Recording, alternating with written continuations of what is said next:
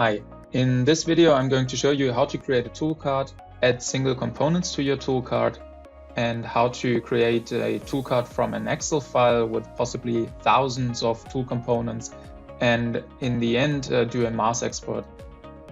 So we'll start with this indexable milling cutter. I'll add it to my tool card, and as I don't have any tool card yet, I'll have to create one first. Just click the Create Tool Card button and give it a name.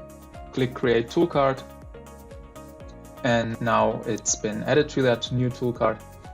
And now I want to find matching components.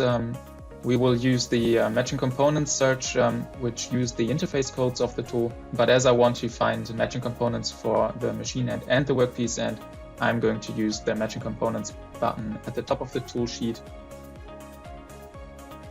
And now search for the inserts. I've got more than 300 hits here, so I'm just going to use any of these. Click Tool Card to add it to a tool card and use the one that I've previously created. Hit Confirm, and now I can close this and look for the machine end.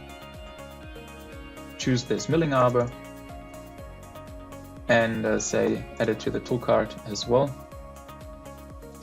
And now I'll just go to the selected tool card,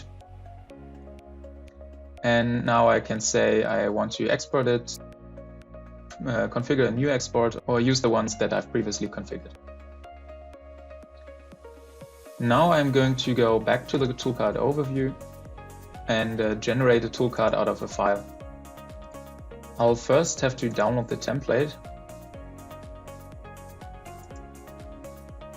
I've prepared this. In order to identify a tool on ToolsUnited, we need an article number and the company code. We'll use the company code in order to identify the different writings of a company. In order to identify the company code for a tool, just use the list on the right side. I've entered a few articles and the company codes for them already. I've also entered a customer tool number. This isn't necessary, but helps you to identify your tool in your ERP system. So I'll close this, and then I'll just upload this by drag and drop. Then I'll give a name to my new tool card and say Create Tool Card. So I can open the new tool card now, and now I can export it again.